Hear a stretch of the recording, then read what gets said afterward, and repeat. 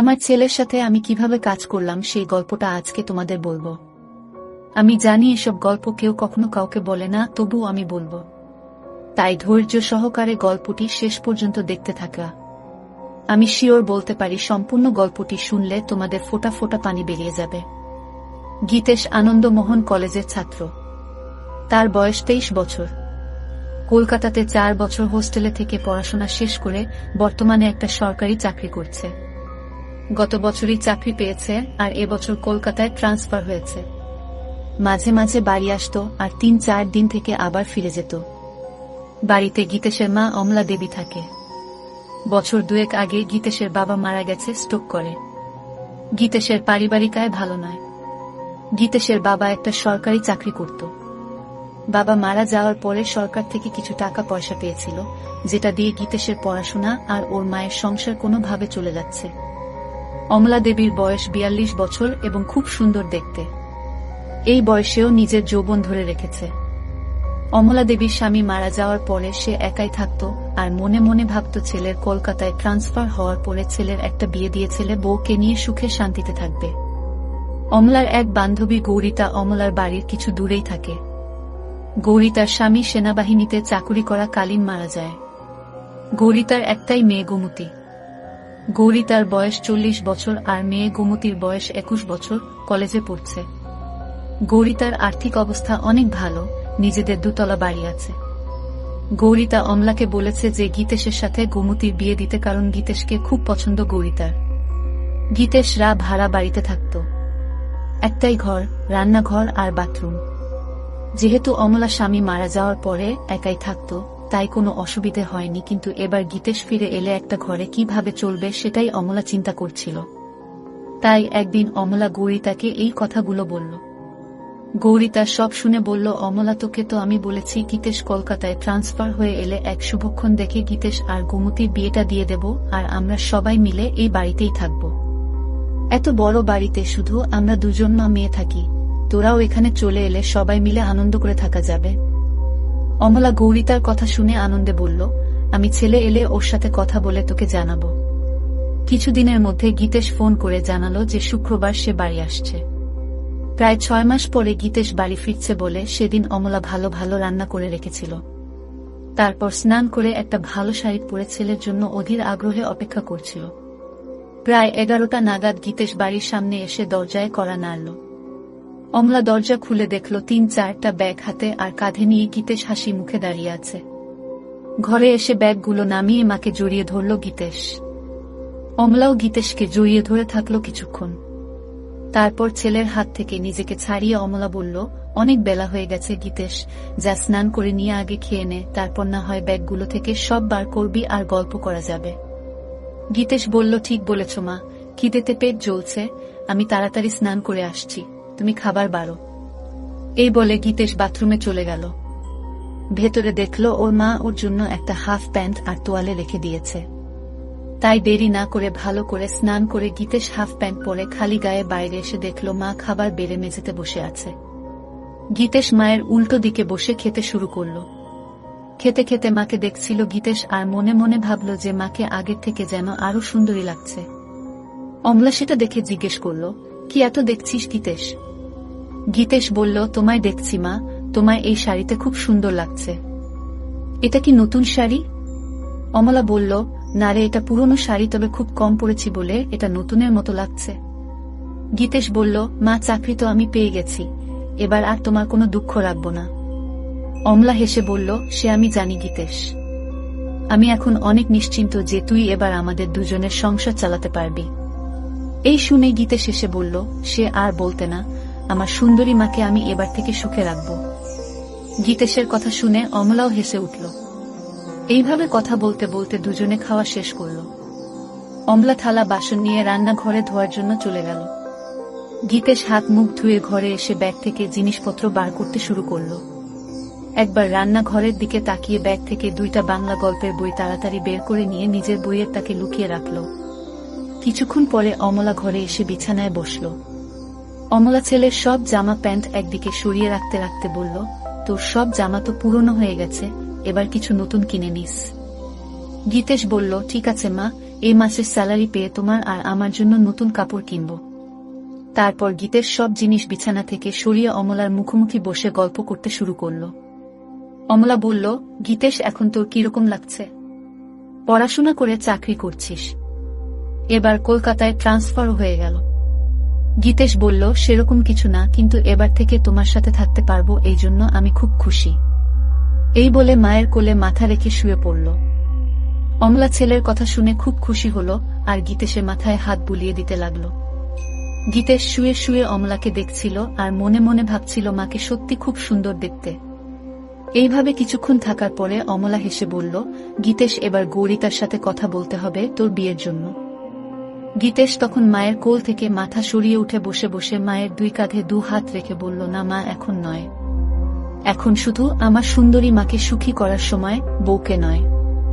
অমলা হেসে বলল, আমি তো ভালোই আছি, এবার তোর একটা বউ এসে গেলে আমার অসুবিধা হবে আর তোর অসুবিধা হবে। গীতেশ নিজের মুখটা অমলার মুখের কাছে এনে বলল, আমাদের কি সুবিধা হবে মা, বউ এলে? অমলা বলল, আমার একটা গল্প করার সাথী হবে আর তোর চির জীবনের সাথী হবে। আর সত্যি বলছি, গোমতী খুব সুন্দরী আর ভালো মেয়ে, তোকে খুব সুখে রাখবে। গীতেশ অমলাকে বলল, আমি তোমায় সুখে রাখবো, তাই তোমার আর কিছু লাগবে না।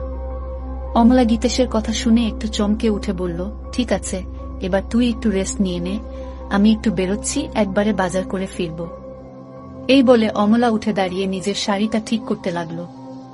গীতেশ ও উঠে দাঁড়িয়ে মাকে দেখতে লাগল। কিছুক্ষণ পরে অমলা বাড়ি থেকে বেরিয়ে যেতেই গীতেশ দরজা বন্ধ করে ঘরে এসে নিজের আরেকটা ব্যাগ খুলে মায়ের একটা ছোট জামা দেখে নাক দিয়ে গন্ধ নিতে থাকল। গীতেশ হোস্টেলে থাকাকালীন বন্ধুদের পাল্লায় পরে এসব বই পড়া শুরু করেছিল। সব সম্পর্কের মধ্যে মা ছেলে নিয়ে এগুলো পড়তে বেশি ভালোবাসত। সেই জন্য 6 মাস আগে যখন বাড়ি এসেছিল তখন মায়ের একটা ছোট জামা লুকিয়ে নিজের সাথে নিয়ে গিয়েছিল। তারপর থেকে হোস্টেলে গীতেশ বই পড়তে পড়তে মায়ের ছোট জামা জড়িয়ে ধরে নিজেকে শান্ত করত। যেহেতু খুব ক্লান্ত ছিল তাই মাকে চিন্তা করতে করতে কিছুক্ষণের জন্য ঘুমিয়ে পড়ল। তারপর কিছুক্ষণ পরে বাথরুম এগিয়ে পেচ্ছাপ করতে গিয়ে দেখল বাথরুমে মায়ের একটা ছোট জামা ঝোলানো আছে। অমলা তাড়াহুড়োয় সেটা সরিয়ে রাখতে ভুলে গিয়েছিল।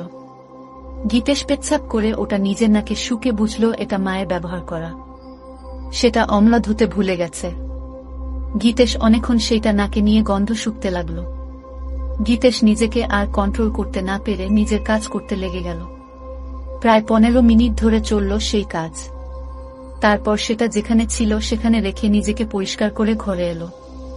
মনে মনে অপরাধ বোধ হচ্ছিল নিজের মাকে নিয়ে এরকম ভাবতে, কিন্তু ও এটা বুঝতে পারল আজকে সব থেকে বেশি তৃপ্তি পেয়েছে।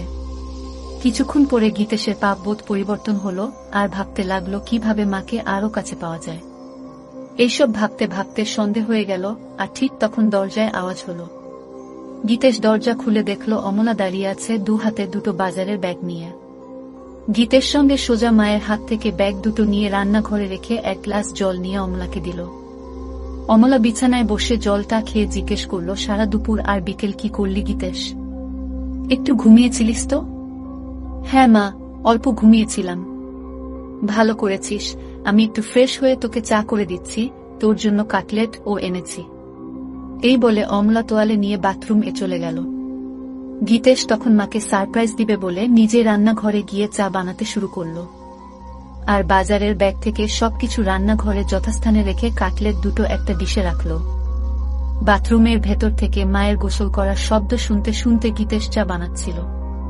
এদিকে গোসল করতে করতে অমলা হঠাৎ দেখে তার ছোট কাপড়টা দড়িতে ঝুলছে। সঙ্গে সঙ্গে চমকে গেল আর মনে মনে ভাবল, সব কিছু ঠিক জায়গায় রেখে আসল জিনিসটাই বাথরুমে ফেলে গিয়েছিল। গীতেশ যে কি ভেবেছে কে জানে। নিজেকে কিছুক্ষণ গালাগালি দিয়ে গোসল করে তোয়ালেটা দিয়ে নিজেকে জড়িয়ে অমলা বাথরুম থেকে ঘরে এসে দেখল গীতেশ একটা ট্রে 2 কাপ চা আর কাটলেট সাজিয়ে বসে আছে। অমলা হেসে বলল, বাহ, একবার চা বানিয়ে মায়ের জন্য অপেক্ষা করছিস, খুব ভালো। বউকে তুই খুব সুখে রাখবি। এখন তো মাকে সুখী করি, তারপর অন্য কেউ। অমলা আলমারি থেকে একটা শাড়ি নিয়ে গীতেশকে বলল, আমি দরজাটা ভেজিয়ে দিয়ে রান্নাঘরের শাড়িটা পরে আসছি। গীতেশ এগিয়ে গিয়ে অমলার হাত ধরে বলল, তুমি এই ঘরে চেঞ্জ করে নাও, আমি রান্নাঘরে যাচ্ছি, তোমার হয়ে গেলে আমায় ডেকে নিও। এই বলে গীতেশ ঘরের দরজাটা ভেজিয়ে দিয়ে বাইরে অপেক্ষা করতে লাগল। ছেলের ব্যবহারে অমলা খুব খুশি হয়ে ঘরেই ড্রেস চেঞ্জ করতে লাগলো। গীতেশ দরজাটায় একটু ফাঁকা রেখে ভেজিয়ে রেখেছিল যাতে সেই ফাঁক দিয়ে ঘরের ভেতরটা দেখা যায়। গীতেশ দরজার ফাঁক থেকে চোখ রাখতেই ঘরের ভেতরের দৃশ্য দেখে অবাক হয়ে যায়। এদিকে অমলা ততক্ষণে শাড়িটাও পরে নিয়ে গীতেশকে ডাকল ঘরের ভেতরে আসার জন্য। গীতেশ মায়ের ডাক শুনে একটু চমকে গিয়ে ঘরের ভেতরে এলো এবং হঠাৎ খেয়াল করল ওটা শক্ত হয়ে দাঁড়িয়ে আছে। কোনক্রমে এক হাত দিয়ে সামাল দিয়ে বিছানাতে বসল। অমলা তখন আয়নার সামনে দাঁড়িয়ে চুল আঁচড়াচ্ছিল, তাই ছেলের দিকে খেয়াল করেনি। গীতেশ অমলাকে ডাকল, এসো মা, চা আর কাটলেট ঠান্ডা হয়ে যাবে, খেয়ে নাও আগে। ঠিক আছে, চল খেয়ে নি। এই বলে বিছানায় এসে গীতেশের মুখোমুখি বসল। দুজনে একসাথে কাটলেট আর চা খেতে লাগল। বাহ গীতেশ, চাটা তো খুব ভালো বানিয়েছিস। তোমার ভালো লেগেছে মা? আমি হোস্টেলে মাঝে মাঝে নিজেই চা করে খেতাম। অমলা হেসে উঠে গীতেশের গালটা ধরে বলল, সত্যি ভালো হয়েছে, আমার ছেলে এখন নিজের খেয়াল নিজে রাখতে পারবে। গীতেশ ও তখন মায়ের গালটা ধরে বলল, তোমারও সব খেয়াল রাখবে তোমার ছেলে। দুজনেই একসাথে হেসে উঠল। আচ্ছা গীতেশ, তোর চাকরি শুরু কবে থেকে? আজ 28 তারিখ, পরের মাসের 8 তারিখে অফিস জয়েন করতে হবে। একটা কথা বলার ছিল। কি কথা মা, বলো। গৌরিতাকে তোর মনে আছে? গৌরিতা মাসি কেন মনে রাখবো না মা, আমায় এত ভালোবাসে। সেটা জানি, তোকে ভালোবাসে বলেই একটা প্রস্তাব রেখেছে। কি প্রস্তাব? গৌরিতা তোর সাথে গোমতীর বিয়ে দিতে চায়। গীতেশ লজ্জা পেয়ে বলল, এখন আমি বিয়ে করব না। গৌরিতা বলেছে গোমতীর সাথে তোর বিয়ে হবার পরে আমরা সবাই ওর বাড়িতে থাকব। আমি বলেছি যে গীতেশের সাথে কথা বলে জানাবো। তুই কি বলিস এ ব্যাপারে? বিয়ের ব্যাপারটায় আমায় একটু সময় দাও। বুঝলাম ছেলে লজ্জা করছে, ঠিক আছে, তুই সময় নিয়ে চিন্তা করে আমায় জানাস। কিন্তু আমাদের ঘরটা খুব ছোট দুজনের জন্য। আগে তুই ছোট ছিলিস তাই কোনো মতে চলে যেত, কিন্তু এখন তুই বড় হয়ে গেছিস। এমন কিছু ছোট নয় আমাদের ঘর, আমাদের দুজনের জন্য যথেষ্ট। কিন্তু তোর অসুবিধে হবে, আমি যখন কাপড় চেঞ্জ করব তখন তোকে বাইরে অপেক্ষা করতে হবে, এছাড়াও এই একটা বিছানায় দুজনের হবে না। গীতেশ অমলার কথা শুনে মনে মনে বলল, আমি তো চাই তুমি ঘরে কাপড় ছাড়বে আর আমি দরজার ফাঁক দিয়ে তোমার দেখব। অমলা গীতেশের দিকে তাকিয়ে বলল, কি ভাবছিস এত? কি করবি সেটা তো বল। গীতেশ সঙ্গে সঙ্গে বলল, না কিছু ভাবছিলাম না, তবে এখন ওখানে যাব না, কিছুদিন চাকরি করে স্যালারি জমিয়ে তারপর না হয় যাওয়া যেতে পারে। ঠিক আছে, তোর যেটা ভালো মনে হয় সেটাই হবে। ঠিক আছে, তুই টিভি দেখ, আমি রাতের রান্নাটা করে নি। এই বলে অমলা চায়ের ট্রেটা নিয়ে রান্নাঘরে চলে গেল। গীতেশ টিভি দেখতে লাগলো, কিন্তু ভালো লাগছিল না। তাই গীতেশ রান্নাঘরে গিয়ে দেখল মা এক মনে গুনগুন করে গান গাইতে গাইতে রান্না করছিল। গীতেশ পেছন থেকে অমলাকে একটু হামি দিয়ে জিজ্ঞেস করল, মা আজ কি রান্না করছো? অমলা চমকে উঠে হালকা হেসে বলল, আজ ডিমের ঝোল, ভাত আর আলু পোস্তা। গীতেশ মায়ের কানে কানে বলল, তোমার হাতের রান্নার কোনো জবাব নেই মা। অমলা নিজেকে ছাড়িয়ে নিয়ে বলল, এই দুষ্টু এখন ছাড় আমায়, না হলে রান্না করতে দেরি হয়ে যাবে। গীতেশ আরো হামি দিয়ে বলল, আমার মিষ্টি মায়ের হাতের রান্নায় আমার মন ভরে যায়। অমলা হেসে বলল, এবার যা এখান থেকে, আমায় রান্নাটা করতে দে। গীতেশ তখন ঘরে চলে এসে আবার টিভি দেখতে লাগল। প্রায় 1 ঘন্টা পরে অমলা এসে গীতেশের পাশে বসল। অমলা পুরো ঘেমে গেছে রান্না করতে করতে। গীতেশ বলল, মা তুমি তো ঘেমে গেছ, শাড়িটা চেঞ্জ করে অন্য কিছু পরে নাও। ছেলের কথা শুনে অমলা বলল, আমি ভাবছিলাম তুই কি ভাববি, তাই অন্য কিছু পরছিলাম না। গীতেশ অবাক হয়ে অমলার দিকে তাকিয়ে বলল, আমি আবার কি ভাবব? যাও চেঞ্জ করে নাও, আমি রান্নাঘরে যাচ্ছি। অমলা বলল, আমি বাথরুম এ চেঞ্জ করে নিচ্ছি, তুই টিভি দেখো। এই বলে অমলা বাথরুম এ চলে গেল। গীতেশ মনে মনে ভাবল, আরেকটা সুযোগ নষ্ট হলো মাকে ওভাবে দেখার। অমলা বাথরুমে গিয়ে নিজের গা ধুতে ধুতে রান্নাঘরে গীতেশের ওইরকম ভাবে জড়িয়ে ধরার কথা ভাবতে লাগল। মনে মনে ভাবছিল, গীতেশ কি তাহলে ইচ্ছে করে ওসব করছিল না, এটা হঠাৎ হয়েছিল। একটু চোখে চোখে গীতেশকে রাখতে হবে, কারণ এই বয়সটা খুব বাজে। এসব ভাবতে ভাবতে স্নান শেষ করে কাপড়টা পরে নিল। গীতেশ না থাকলে মাঝে মাঝে অমলা এক কাপড়েই রাতে ঘুমাত, কিন্তু এখন সেটা আর হবে না। এমনিতে অমলা খুব ওই স্বভাবের, আর স্বামী মারা যাওয়ার পরে সেটা আরো বেড়ে গেছে। কিছুক্ষণ পরে অমলা বাথরুম থেকে বেরিয়ে এসে গীতেশ এর সাথে বসে একসাথে টিভি দেখতে দেখতে এটা সেটা গল্প করতে লাগল। রাত প্রায় 10টা বাজে ঘড়িতে। এবার খাবার পালা, তাই অমলা রান্নাঘরে গিয়ে খাবার বেড়ে নিয়ে এলো। গীতেশ আর অমলা দুজনে মেঝেতে বাবু হয়ে মুখোমুখি বসে খেতে শুরু করল। গীতেশ খেতে খেতে মায়ের দিকে তাকাতেই দেখল অমলা নিচু হয়ে যখন খাবার মুখে দিচ্ছিল তখন মায়েরটা নিচে নেমে যাচ্ছিল আর গীতেশ তা দেখা যাচ্ছিল। কিন্তু হঠাৎ অমলা গীতেশের দিকে তাকিয়ে দেখতে পায় যে গীতেশ ওর দিকে তাকিয়ে আছে। সঙ্গে সঙ্গে নিজের কাপড়টা একটু উপরে তুলে নিল আর তখন গীতেশ আর অমলার চোখাচোখি হল। গীতেশ লজ্জায় মাথা নিচু করে ভাবতে লাগলো, ইস মা এবার বুঝতে পেরেছে, বকে না দেয়। কিন্তু অমলা কিছুই বলল না, শুধু বলল খাবারের দিকে মন দে। গীতেশ হাফ ছেড়ে বাঁচল। এইভাবে দুজনের খাওয়া শেষ হল। তারপর অমলা সব বাসন ধুয়ে ঘরে এসে মেঝেতে বিছানা করতে লাগল। সেটা দেখে গীতেশ জিজ্ঞেস করল, মা তুমি কি নিচে শুবে? হ্যাঁ রে, বিছানায় দুজনের অসুবিধে হবে। গীতেশ সঙ্গে সঙ্গে অমলার হাত থেকে সবকিছু কেড়ে বিছানায় রেখে বলল, এই খাটে আমাদের দুজনের ভালো মতো হয়ে যাবে, তাই তুমি চিন্তা করো না। অমলা কিছু একটা বলতে যাচ্ছিল কিন্তু গীতেশের জেদে মুখে আর কিছু বলল না। কিছুক্ষণ পরে লাইট অফ করে দুজনে শুয়ে পড়ল। গীতেশ ক্লান্ত ছিল তাই কিছুক্ষণের মধ্যে ঘুমিয়ে পড়ল। অমলা শুয়ে শুয়ে সারা দিনের কথা ভাবতে লাগল, বিশেষ করে রাতে ছেলে যেভাবে এক দৃষ্টিতে তার দিকে তাকিয়েছিল। ভাবতে ভাবতে একটু তুরা হয়ে পড়ল। মনে মনে চিন্তা করল যে এবার থেকে গীতেশের সবকিছু ভালো মতো লক্ষ্য করতে হবে। এইসব ভাবতে ভাবতে অমলা ঘুমিয়ে পড়ল। চিরকাল খুব সকাল সকাল ঘুম থেকে ওঠা অমলার অভ্যাস। অমলা ঘুম থেকে উঠে গীতেশের দিকে তাকিয়ে দেখল গীতেশ গভীর ঘুমে আচ্ছন্ন। একটু নিচের দিকে তাকাতে দেখল গীতেশের হাফ প্যান্ট তাবু হয়ে গেছে। সেটা দেখে অমলা মনে মনে ভাবল ছেলে এমন কিছু স্বপ্ন দেখছে যাতে তাবু হয়ে গেছে। তারপর নিজের মনে হাসতে হাসতে বাথরুমে চলে গেল। তারপর রান্না করে নিজে স্নান করে শাড়ি পরে চায়ের কাপ হাতে নিয়ে গীতেশকে ডাকল। গীতেশ ঘুম থেকে উঠে দেখল মা চায়ের কাপ হাতে দাঁড়িয়ে আছে একটা সুন্দর শাড়ি পরে। কটা বাজে মা? এত সকালে তোমার স্নান হয়ে গেছে? 10টা বাজছে, আমায় একটু গৌরিতার সাথে বেরোতে হবে। তোর জন্য রান্না করা আছে, দুপুরে স্নান করে খেয়ে নিস। সন্ধে বেলায় আবার দেখা হবে। ঠিক আছে মা, তুমি চিন্তা করো না। কাল তো রবিবার, কেন কোথাও বেরোবি নাকি? গীতেশ অমলার হাত থেকে কাপটা নিয়ে টেবিলে রেখে অমলাকে ধরে একটা পাপ্পা দিয়ে বলল, দেখি কি প্ল্যান করা যায়। অমলা নিজেকে ছাড়াবার চেষ্টা করে বলল, আবার দুষ্টুমি হচ্ছে, আমার শাড়ি নষ্ট হয়ে যাবে, এখন ছাড় আমায়, পরে জড়িয়ে ধরার অনেক সময় পাবি। তোমায় ছাড়তে ইচ্ছে করছে না মা। এই বলে আবার অমলাকে ধরে গীতেশ আর মায়ের শরীরের কোমলতা অনুভব করতে থাকে। অমলার ও ভালো লাগছিল কিন্তু ওর দেরি হয়ে যাবে, তাই জোরে করে গীতেশকে সরিয়ে দিয়ে বলল, আমি এবার আসি, বুঝলি, না হলে দেরি হয়ে যাবে, তুই সময় মতো খেয়ে নিস। ঠিক আছে মা, তুমি একদম চিন্তা করো না, সাবধানে যেও। এরপরে অমলা নিজের শাড়িটা ঠিক করে গীতেশের দিকে একটা হাসি দিয়ে ঘরে থেকে বেরিয়ে গেল।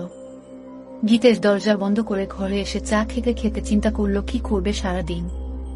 কিছুক্ষণ বসার পরে আলমারিটা খুলে মায়ের ছোট কাপড়গুলো বের করে বিছানায় রাখল।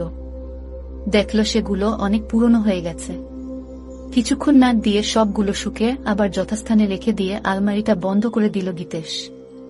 তারপর গীতেশ ঘরটা আর রান্নাঘরটা পরিষ্কার করল। গীতেশ মনে মনে একটা মতলব করল কি করে মাকে প্রতিদিন ওভাবে দেখা যায়, কারণ শাড়ি চেঞ্জ করার সময় বেশিক্ষণ দেখা যায় না। তাই ভাবল বাথরুমে একটা ফুটো করতে পারলে স্নান করা তা ভালো মতো দেখতে পাবে। একটা হাতুড়ি আর পেরেক নিয়ে বাথরুমের দরজায় গীতেশ একটা ফুটো করে দিয়ে দেখল যে ফুটোটা একদম সঠিক জায়গায় হয়েছে, যেখান থেকে ভেতরের দৃশ্য ভালোবাসে দেখা যাবে। তারপর স্নান করে খেয়ে নিয়ে একটু ঘুমোতে গেল গীতেশ। ঘুম থেকে উঠে দেখল যে সন্ধে হয়ে গেছে আর অমলার আসার সময় হয়ে গেছে। কিছুক্ষণের মধ্যে দরজায় আওয়াজ শুনে গীতেশ দরজা খুলে দিয়ে দেখল অমলা এসেছে। ভেতরে এসে অমলা বলল, গীতেশ দুপুরে খেয়েছিলিস তো? হ্যাঁ মা, খেয়েছিলাম। তোমার দিনটা কেমন কাটলো? অমলা বিছানায় বসে ফ্যানের হাওয়া খেতে খেতে হেসে বলল, আমার আবার দিন কেমন কাটবে, যেরকম কাটার সেরকম কেটেছে। তুমি যাও বাথরুমে ফ্রেশ হয়ে এসো, আমি চা বানাচ্ছি। অমলা সেটা শুনে বাথরুম চলে গেল আর গীতেশ ও রান্নাঘরে চলে গেল। অমলা বাথরুমের দরজা বন্ধ করতেই গীতেশ দরজার ফুটোয় চোখ রাখল। গীতেশ শুধু দেখলো লাগলো নিজের মাকে, আর এক হাত দিয়ে কাজ করতে লাগলো। এদিকে গ্যাসে জল গরম হয়ে ফুটছে, তাই তাড়াতাড়ি চা বানানোতে মন দিল। কিন্তু কিছুতেই নিজের মন থেকে মায়ের সেই রূপটা মুছতে পারল না। কিছুক্ষণ পরে গীতেশের চা বানানো শেষ হলো। এদিকে অমলার স্নান হয়ে গেছে, আর অমলা বাইরে এলো। ঘরে গিয়ে অমলা চুল আঁচড়াতে লাগলো, আর গীতেশ চা নিয়ে এসে বিছানায় বসে অমলাকে দেখছিল। অমলা আয়নায় সেটা দেখে গীতেশকে জিজ্ঞেস করল, সারাদিন কি করলি? রান্নাঘর পরিষ্কার করলাম। আর মনে মনে বলল, বাথরুম ফুটো করলাম তোমায় দেখব বলে। অমলা চায়ের কাপটা হাতে নিয়ে রান্নাঘরে গিয়ে দেখল ছেলে সব ভালোভাবে পরিষ্কার করেছে, আর তারপর ঘরে এসে এদিক ওদিক দেখে বলল, বাবা তুই তো সব পরিষ্কার করে দিয়েছিস, আমার লক্ষ্মী ছেলে। এই বলে চায়ের কাপটা টেবিলে রেখে 2 হাত বাড়িয়ে বলল, আমার লক্ষ্মী ছেলে আয় আমার কাছে। গীতের সঙ্গে সঙ্গে অমলার কাছে ছুটে গেল। এইভাবে কিছুক্ষণ থাকার পরে দুজন আলাদা হলো। তারপর অমলা রান্নাঘরে চলে গেল রান্না করতে, আর গীতেশ টিভি দেখতে লাগলো। কিছুক্ষণ পরে রান্না শেষ হলে দুজন একসাথে খেয়ে নিল। আজ ও গীতেশ একইভাবে অমলার দিকে তাকিয়ে গভীরভাবে দেখছিল, আর আজ অমলা সেটা লক্ষ্য করল কিন্তু কিছু বলল না।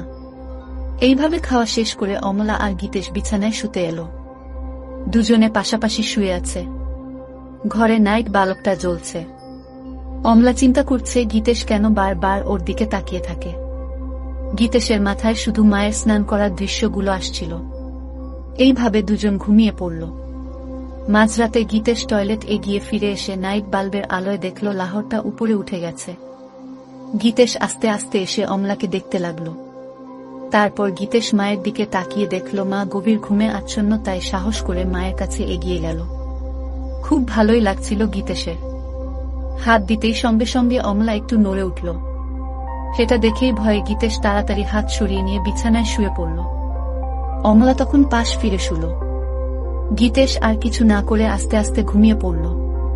পরের দিন সকালে অমলা ঘুম থেকে উঠে তাড়াতাড়ি নিজেকে ঠিক করে নিয়ে ছেলেটির দিকে তাকিয়ে দেখল ছেলে উপুর হয়ে ঘুমে মগ্ন। তারপর বাথরুমে চলে গিয়ে নিজেকে ফ্রেশ করে অমলা চা বানাতে লাগলো। গীতেশ উঠে ড্রেস চেঞ্জ করে বাজারে চলে গেল। অমলা ভাবতে থাকলো কি হচ্ছে এসব। হোস্টেল থেকে ফেরার পর থেকে গীতেশের আচরণের কেমন পরিবর্তন এসেছে। এসব ভাবতে ভাবতে ঘরে গিয়ে বসল। বাজার যেহেতু অনেক দূরে, তাই গীতেশের ফিরতে ফিরতে আরো 1-2 ঘন্টা লাগবে। এদিক ওদিক দেখতে দেখতে হঠাৎ দেখল গীতেশের বইয়ের তাকে বইগুলো কেমন যেন অগোছালো আছে। তাই অমলা বইগুলো তাক থেকে নামিয়ে ঘোচাতে লাগলো, আর মনে মনে ভাবল ছেলে রান্নাঘর সব পরিষ্কার করেছে, অথচ নিজের বইয়ের তাক সাজাতে ভুলে গেছে। একটার পর একটা বই সাজিয়ে রাখতে রাখতে অমলা দেখল একটা মোটা বইয়ের ভেতর কিছু যেন আছে। বইটা খুলতেই দেখল একটা পাতলা বই মলাট দেয়া। অমলা ভাবতে লাগলো কি বই যে মোটা বইয়ের ভেতরে গীতেশ রেখেছে। গল্পের বইটা হাতে নিয়ে একটা পাতা উল্টোতেই কভার ফটো আর নাম দেখে অমলা চমকে উঠল। বই যা দেখল তাতে তো নিজের চোখকে বিশ্বাস করতে পারছে না। এও কি সম্ভব? পাতা উল্টাতেই দেখল মা ছেলের গল্প। সূচিপত্র দেখে আরেকবার চমকালো অমলা। একটা গল্পের কিছুটা অংশ পড়ল, অবাক হয়ে ভাবতে লাগলো এটা কিভাবে সম্ভব, আর গীতেশ এই বই পেল কোথায়? তাহলে কি এসব গল্প পড়েই সে আমাকে নিয়ে ওসব কথা ভাবে? অমলা বিছানায় শুয়ে শুয়ে 2টো গল্প শেষ করল এবং এতটাই উত্তেজিত হয়ে গেল যে বিছানায় শুয়ে শুয়েই তারপর বইটা জায়গা মতো রেখে দিয়ে বাথরুম চলে গিয়ে অমলা নিজেকে পরিষ্কার করল। অনেকদিন পরে আজ অমলা খুব উত্তেজনা অনুভব করল। হঠাৎ দরজার আওয়াজ শুনে অমলা দরজাটা খুলে দেখল গীতেশ। গীতেশ ভেতরে এসে মাংসটা মায়ের হাতে দিল। মায়ের দিকে তাকিয়ে দেখল মায়ের কপালে ঘাম, আর মায়ের চোখ মুখটা কেমন যেন লাগছে। সঙ্গে সঙ্গে গীতেশ মায়ের 2 গালে 2টো হাত রেখে জিজ্ঞেস করল, মা তোমার কি শরীর খারাপ লাগছে? এত ঘেমে আছো কেন? অমলা নিজের ঘোমটা মুছে বলল, কিছু না বাবা, গরম করছিল তাই। গীতেশ তখন বলল, ঠিক বলেছ মা, আজ বেশ গরম। গীতেশ বলল, মা আমি একটু বেরোচ্ছি, এক বন্ধুর সাথে দেখা করে চলে আসব। ঠিক আছে, বেশি দেরি করিস না, আমি রান্না তাড়াতাড়ি করে নেব। এই বলে গীতেশ বেরিয়ে গেল। অমলা দরজা বন্ধ করে ভাবল, আর একটু হলেই ছেলে বুঝতে পারত যে এটা গরমের ঘাম নয়, এটা অন্য কিছুর ঘাম। এই ভেবে নিজের মনে হাসতে লাগলো। গল্পের বাকি অংশ পরের ভিডিওতে দেওয়া হবে, তাই সবাই চ্যানেলটি সাবস্ক্রাইব করে রাখো।